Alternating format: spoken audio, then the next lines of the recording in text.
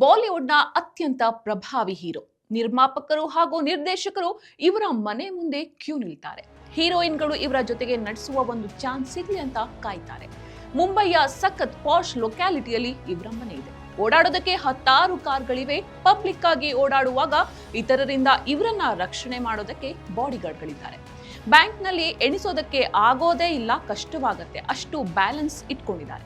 ಇಷ್ಟೆಲ್ಲ ಆದ್ರೂ ಕೂಡ ಮೊನ್ನೆ ರಾತ್ರಿ ಮಾತ್ರ ಈ ನಟ ತಾನು ಎಷ್ಟು ಅಸಹಾಯಕ ಅನ್ನೋದನ್ನ ಕಂಡುಕೊಳ್ಳಲೇಬೇಕಾಯಿತು.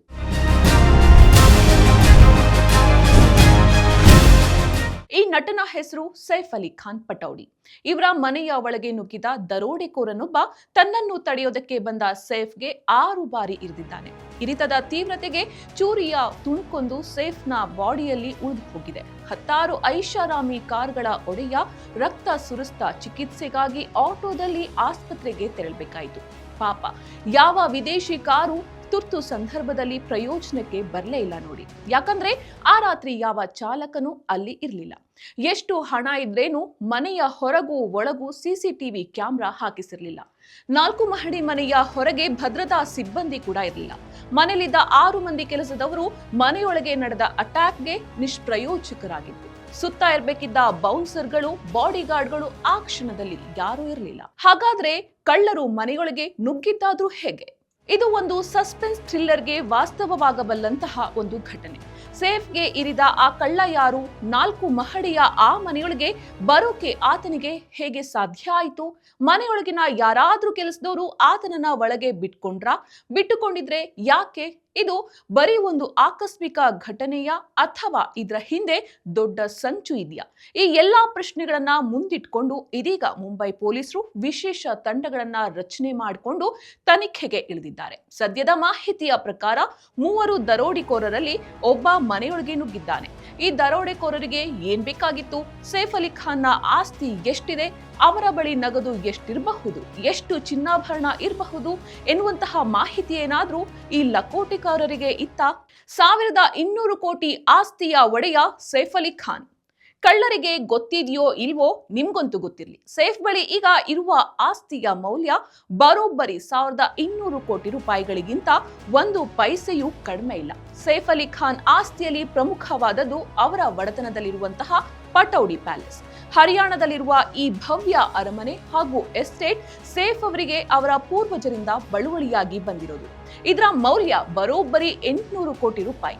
ಇಬ್ರಾಹಿಂ ಕೋಥಿ ಅಂತಲೂ ಕರೆಯಲಾಗುವ ಈ ಆಸ್ತಿಯ ವಿಸ್ತೀರ್ಣ 10 ಎಕರೆ, 150 ಕೊಠಡಿಗಳನ್ನ ಹೊಂದಿರುವಂತಹ ಈ ಅರಮನೆಯನ್ನ 1900ರಲ್ಲಿ ಪಟೌಡಿ ಸಾಮ್ರಾಜ್ಯದ 8ನೇ ನವಾಬರಾದ ಇಫ್ತಿಕರ್ ಅಲಿ ಖಾನ್ ನಿರ್ಮಾಣ ಮಾಡಿದ್ರು. ದಿಲ್ಲಿಯ ಇಂಪೀರಿಯಲ್ ಹೋಟೆಲ್ನಿಂದ ಸ್ಫೂರ್ತಿ ಪಡೆದು ಇದನ್ನ ನಿರ್ಮಿಸಲಾಗಿತ್ತು. 2005ರಿಂದ 2014ರವರೆಗೆ ಐಷಾರಾಮಿ ನಿಮ್ರಾನಾ ಹೋಟೆಲ್ ಗ್ರೂಪ್ಗೆ ಇದನ್ನ ಗುತ್ತಿಗೆ ನೀಡಲಾಗಿತ್ತು.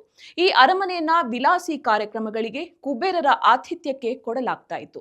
ಮುಂದೆ ಸಿನಿಮಾಗಳಿಂದ ಸಂಪಾದನೆ ಹೆಚ್ಚಾದ ಬಳಿಕ ಸೈಫ್ ಅಲಿ ಖಾನ್ ಈ ಅರಮನೆಯನ್ನ ಮತ್ತೆ ತಮ್ಮ ತೆಕ್ಕೆಗೆ ತೆಗೆದುಕೊಂಡಿದ್ರು.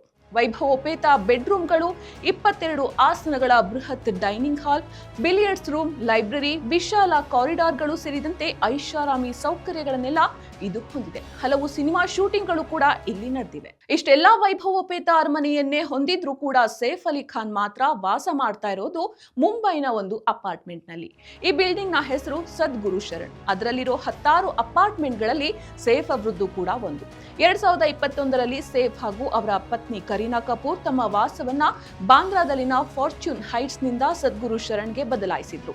ದರ್ಶಿನಿ ಶಾ ವಿನ್ಯಾಸ ಮಾಡಿರುವ ಈ ಅಪಾರ್ಟ್ಮೆಂಟ್ ವಿಶಾಲ ಲೈಬ್ರರಿ, ಸಾಂಪ್ರದಾಯಿಕ ವಿನ್ಯಾಸ, ಇಂಗ್ಲಿಷ್ ಸ್ಟೈಲ್ನ ಪೀಠೋಪಕರಣಗಳನ್ನ ಹೊಂದಿದೆ. ಇದರ ಮೌಲ್ಯ ಸುಮಾರು 55 ಕೋಟಿ ರೂಪಾಯಿ. ಇದಲ್ಲದೆ ಸ್ವಿಟ್ಜರ್ಲೆಂಡ್ನಲ್ಲೂ ಕೂಡ ಒಂದು ಬಂಗಲೆಯನ್ನ ಈ ದಂಪತಿ ಹೊಂದಿದ್ದಾರೆ. ರಜಾ ದಿನಗಳನ್ನ ಆನಂದವಾಗಿ ಕಳಿಬೇಕು ಅಂತ ಸೈಫ್ ಮತ್ತು ಕರೀನಾ ದಂಪತಿ ಸ್ವಿಟ್ಜರ್ಲೆಂಡ್ನಲ್ಲಿರುವ ಐಷಾರಾಮಿ ನಿವಾಸ ಸಾಟ್ಗೆ ತೆರಳುತ್ತಾರೆ. ಇದರ ಮೌಲ್ಯ ಸುಮಾರು 33 ಕೋಟಿ ರೂಪಾಯಿ. ಇದೆಲ್ಲದರ ನಡುವೆ ಇವರ ಪತ್ನಿ ಕರೀನಾ ಕಪೂರ್ ಕೂಡ ಸುಮಾರು 485 ಕೋಟಿ ರೂಪಾಯಿ ಮೊತ್ತದ ಆಸ್ತಿಯನ್ನ ಹೊಂದಿದ್ದಾರೆ. ಒಂದು ಅಂದಾಜಿನ ಪ್ರಕಾರ ಸೈಫ್ ಅಲಿ ಖಾನ್ ಒಂದು ಸಿನಿಮಾದಲ್ಲಿ ನಟಿಸೋಕೆ 20ರಿಂದ 25 ಕೋಟಿ ರೂಪಾಯಿ ಸಂಭಾವನೆ ಪಡ್ಕೊಳ್ತಾರೆ. ಒಂದು ಬ್ರ್ಯಾಂಡ್ಗೆ ಜಾಹೀರಾತು ನೀಡೋದಕ್ಕೆ 5 ಕೋಟಿ ರೂಪಾಯಿವರೆಗೆ ಚಾರ್ಜ್ ಮಾಡ್ತಾರೆ. 2018ರಲ್ಲಿ ಸೈಫ್ ಅಲಿ ಖಾನ್ ಪಟೌಡಿ ಕುಟುಂಬದ ರಾಜ ಪರಂಪರೆಯನ್ನ ಬಿಂಬಿಸುವ ಉಡುಪುಗಳ ಬ್ರ್ಯಾಂಡ್ ಅನ್ನ ಹೊರತಂದಿದ್ರು. ಆರಂಭದಲ್ಲಿ ಸಾಂಪ್ರದಾಯಿಕ ಉಡುಪುಗಳಿಗೆ ಸೀಮಿತವಾಗಿದ್ದ ಸಂಸ್ಥೆ ಮುಂದೆ ಸುಗಂಧ ಸುಗಂಧ ದ್ರವ್ಯಗಳು, ಪಾದರಕ್ಷೆಗಳು, ಮನೆಯ ಅಲಂಕಾರಿಕ ವಸ್ತುಗಳನ್ನು ಮಾರುಕಟ್ಟೆಗೆ ಬಿಡುಗಡೆ ಮಾಡಿತು.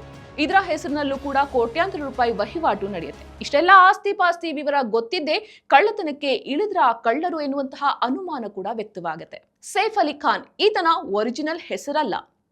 ಅದೆಲ್ಲ ಹಾಗಿರ್ಲಿ, ನಿಮ್ಗೆ ಇನ್ನೊಂದು ಅಚ್ಚರಿಯ ವಿಷಯವೂ ಕೂಡ ನಾವು ಹೇಳ್ಬಿಡ್ತೀವಿ. ಸೈಫ್ ಮೂಲ ಹೆಸರು ಸೈಫ್ ಅಲಿ ಖಾನ್ ಅಲ್ಲವೇ ಅಲ್ಲ. ಅವರ ಒರಿಜಿನಲ್ ಹೆಸರು ಸಾಜಿದ್ ಅಲಿ ಖಾನ್ ಪಟೌಡಿ. ಸೈಫ್ ಬಂದಿರೋದು ರಾಜಮನೆತನದಿಂದ. ಸೈಫ್ ಅವರ ತಂದೆ ಮನ್ಸೂರ್ ಅಲಿ ಖಾನ್ ಪಟೌಡಿ ಭಾರತೀಯ ಕ್ರಿಕೆಟ್ ತಂಡದ ನಾಯಕರಾಗಿದ್ದರು. ಪಟೌಡಿ ಅನ್ನೋದು ಹರಿಯಾಣದ ರಾಜಮನೆತನವಾದ ನವಾಬ ಕುಟುಂಬದ ಹೆಸರು. ಸೈಫ್ ಅವರ ಅಜ್ಜ ಇಫ್ತಿಕಾರ್ ಅಲಿ ಖಾನ್ ಪಟೌಡಿ ಈ ರಾಜಪ್ರಭುತ್ವದ ಕೊನೆಯ ಆಡಳಿತಗಾರರಾಗಿದ್ರು. ಸೈಫ್ ತಂದೆ ಮುಸ್ಲಿಂ ನವಾಬರಾಗಿದ್ರೆ ತಾಯಿ ಬಂದಿರೋದು ಬಂಗಾಳಿ ಹಿಂದೂ ಬ್ರಾಹ್ಮಣ ಕುಟುಂಬದಿಂದ. ಅವರ ತಾಯಿ ಖ್ಯಾತ ಬಾಲಿವುಡ್ ನಟಿಯಾಗಿದ್ದವರು ಕೂಡ. ಹಿಂದೂ ಮುಸ್ಲಿಂ ವಿವಾಹಗಳು ಅಪರೂಪವಾಗಿದ್ದ ಆ ಕಾಲದಲ್ಲಿ ಇವರಿಬ್ಬರು ಪ್ರೀತಿಸಿ ಮದುವೆಯಾದ್ರು. ಇವರ ಮಗನೇ ಸೈಫ್ ಅಲಿ ಖಾನ್. ಕರೀನಾ ಇವರ ಮೊದಲ ಹೆಂಡತಿ ಅಲ್ಲವೇ ಅಲ್ಲ. 1993ರಲ್ಲಿ ಪರಂಪರಾ ಚಿತ್ರದಲ್ಲಿ ಸೈಫ್ ನಟನೆಗೆ ಕಾಲಿಟ್ರು. ಕಲ್ ಹೋ ನಾ ಹೋ, ಮೇ ಖಿಲಾಡಿ ತೂ ಅನಾಡಿ, ಲವ್ ಆಜ್ಕಲ್, ತನ್ಹಾಜಿ ಮುಂತಾದ ಜನಪ್ರಿಯ ಚಿತ್ರಗಳಲ್ಲಿ ಸೈಫ್ ಅಲಿ ಖಾನ್ ನಟನೆ ಮಾಡಿದ್ದಾರೆ. ಇತ್ತೀಚೆಗೆ ಜೂನಿಯರ್ NTR ಜೊತೆಗೆ ದೇವರ ಭಾಗ 1 ಫಿಲ್ಮ್ನಲ್ಲೂ ಕೂಡ ನಟಿಸಿದ್ದಾರೆ. ಈ ಸೈಫ್ ಮೊದಲು ಮದುವೆಯಾದದ್ದು ನಟಿ ಅಮೃತಾ ಸಿಂಗ್ ಅವರನ್ನ. 1991ರಲ್ಲಿ ವಿವಾಹವಾದ ಸೈಫ್ ಅಮೃತಾ ಜೋಡಿ 13 ವರ್ಷ ಜೊತೆಗಿತ್ತು. ಇವರಿಗೆ ಇಬ್ಬರು ಮಕ್ಕಳು, ಸಾರಾ ಅಲಿ ಖಾನ್ ಮತ್ತು ಇಬ್ರಾಹಿಂ ಅಲಿ ಖಾನ್. ಸೈಫ್ಗೆ ಕಳ್ಳ ಚೂರಿ ಚುಚ್ಚಿದಾಗ ಆತನನ್ನ ಆಸ್ಪತ್ರೆಗೆ ಕರ್ಕೊಂಡು ಹೋಗಿದ್ದೆ ಇದೇ ಇಬ್ರಾಹಿಂ. 13 ವರ್ಷಗಳ ದಾಂಪತ್ಯದ ನಂತರ ಸೈಫ್ ಅಮೃತಾ ಜೋಡಿ 2004ರಲ್ಲಿ ವಿಚ್ಛೇದನ ಪಡೆಯಿತು. 2012ರಲ್ಲಿ ಮತ್ತೊಬ್ಬ ನಟಿ ಕರೀನಾ ಕಪೂರ್ ಅವರನ್ನ ಸೈಫ್ ಅಲಿ ಖಾನ್ ಮದುವೆಯಾದರು. ಅವರಿಗೆ ತೈಮೂರ್ ಅಲಿ ಖಾನ್ ಮತ್ತು ಜೆಹ್ ಎಂಬ ಇಬ್ಬರು ಗಂಡು ಮಕ್ಕಳಿದ್ದಾರೆ. ಇದೀಗ ಸೈಫ್ ಮೇಲೆ ಆಗಿರೋ ಅಟ್ಯಾಕ್ ಬಳಿಕ ಮೀಡಿಯಾಗಳ ಮುಂದೆ ಮಾತನಾಡಿರುವಂತಹ ಕರೀನಾ ಕಪೂರ್ ನಮ್ಮ ಪ್ರೈವಸಿಯನ್ನ ಗೌರವಿಸಿ ಅಂತ ಹೇಳಿದ್ದಾರೆ. ಈ ನಡುವೆ ಸೈಫ್ ಅಲಿ ಖಾನ್ ಮೇಲೆ ನಡೆದಿರುವಂತಹ ಹಲ್ಲೆಯ ಹಿಂದೆ ಡಾನ್ ಲಾರೆನ್ಸ್ ಬಿಷ್ಣೋಯ್ ಕೈವಾಡ ಇರಬಹುದಾ ಎನ್ನುವಂತಹ ಅನುಮಾನ ಅನೇಕರನ್ನ ಕಾಡ್ತಾ ಇದೆ. ಯಾಕಂದ್ರೆ ಕೃಷ್ಣಮೃಗ ಬೇಟೆ ಪ್ರಕರಣದಲ್ಲಿ ಈತ ಸಲ್ಮಾನ್ ಖಾನ್ ಹತ್ಯೆ ಮಾಡುವ ಪಣ ತೊಟ್ಟಿದ್ದಾನೆ. ಈ ಪ್ರಕರಣದಲ್ಲಿ ಸಲ್ಮಾನ್ ಮಾತ್ರ ಆರೋಪಿ ಅಲ್ಲ, ಬದಲಿಗೆ ಸೈಫ್ ಅಲಿ ಖಾನ್ ಕೂಡ ಆರೋಪಿಯಾಗಿದ್ರು. ಹಮ್ಸಾ ಸಾಥ್ ಹೇ ಚಿತ್ರದ ಚಿತ್ರೀಕರಣದ ಸಮಯದಲ್ಲಿ ಈ ಕೃತ್ಯ ನಡೆದಾಗ ಸಲ್ಮಾನ್ ಖಾನ್ ಜೊತೆಗೆ ಸೈಫ್ ಅಲಿ ಖಾನ್ ಕೂಡ ಇದ್ರು. ಆದ್ರೆ ನಂತರ ಕೋರ್ಟ್ನಲ್ಲಿ ಸೈಫ್ ದೋಷ ಮುಕ್ತರಾಗಿದ್ದಾರೆ. ಆದ್ರೆ ರೋಷದಿಂದ ಕುದಿತಾ ಇರುವ ಬಿಷ್ಣೋಯ್ ಗ್ಯಾಂಗ್ ಈ ಕೃತ್ಯ ನಡೆಸಿರಲೂಬಹುದು ಎನ್ನುವಂತಹ ಅನುಮಾನ ಪೊಲೀಸರಿಗೂ ಕೂಡ ಇದೆ. ತನಿಖೆ ನಡೆದು ಸತ್ಯ ಹೊರ ಬರೋವರೆಗೂ ಇಂತಹ ಅನುಮಾನಗಳು ಜೀವಂತವಾಗೇ ಇರ್ತವೆ. ಇಂತಹ ಮತ್ತಷ್ಟು ಕುತೂಹಲಕರ ಸುದ್ದಿಗಳಿಗಾಗಿ ವಿಶ್ವವಾಣಿ ಟಿವಿ ಸ್ಪೆಷಲ್ ಯೂಟ್ಯೂಬ್ ಚಾನೆಲ್ನ ಸಬ್ಸ್ಕ್ರೈಬ್ ಮಾಡಿ.